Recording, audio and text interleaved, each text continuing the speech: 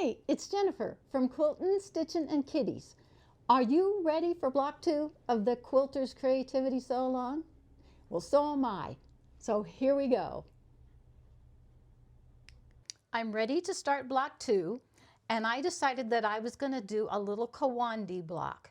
And that's basically where you sew pieces of fabric onto some cloth or onto batting and have a backing behind it.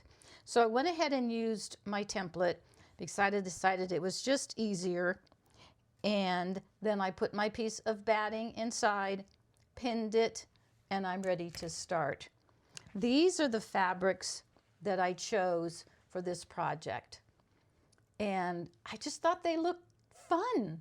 I've always wanted to use a couple of these batiks, never have. I think this is probably one of the cutest ones I've ever seen. So I'm ready to start. Because of the fact that I will be folding over and doing a quilt as you go, I don't have to finish the edges on this. So I will just take my first piece, fold it so that when I start stitching it, it'll be even here, but I don't need to worry about it on the edge. So I'm going to get this started and then I will be back. I've placed my first round on the edges of my block. They were approximately 1¼ inches. Right now, my stitching is currently to here. When you start getting close to an edge, you need to stop and think about, okay, where am I going to place my next block? Because you want your stitching to catch that block. Sometimes you can do 2 rows of stitching around before you place your next block. Sometimes 1, it just depends. But I wanted you to see this because I've only spent about, I don't know, at the most probably 20 minutes doing this. So I should have this finished within another 10 or 15 minutes. So kawandi stitching, quilting is really fun. You can use as big a stitch as you want or small. I'm using Aurifil 12 weight cotton thread. And I'm using a chenille needle size 22. I prefer 24, which is a little smaller, makes it easier to get the head through. But with this thread, it's kind of hard to get the thread through if you use the smaller needle. So it's kind of a toss-up. So I'll be back when this is finished. Well, I finished all the hand stitching. Thought I'd just show you the back. Now let me show you the front. Came out really cute. It didn't take all that long. Just something fun and different. I really had a good time doing it. I'm not perfect at kawandi yet. Sometimes I come up with corners that aren't quite stitched down as much as I like, but they're fun and they're different. So I will finish the outside edge and then I'll show you block 1 and block 2 all complete. Yes, that's Sherlock.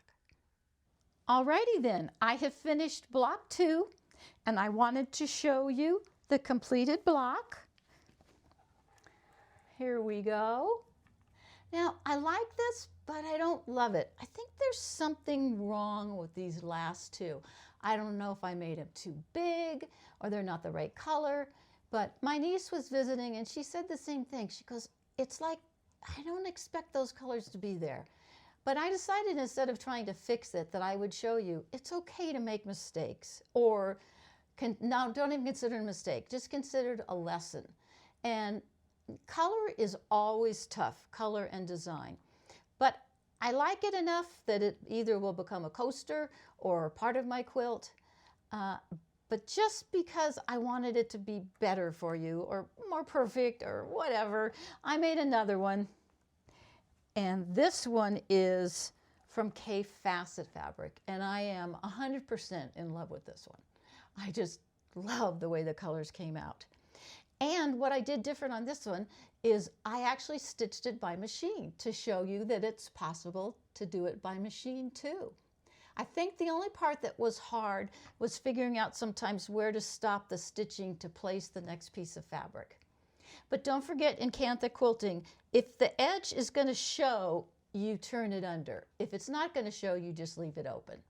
So that was number 2, and it definitely brought my colors to life. I really enjoyed that. So as promised, I wanted to show you block 1 all finished. I just did a little bit of hand stitching so you can see it really well on the back. And here is the darling kitty all finished from the front.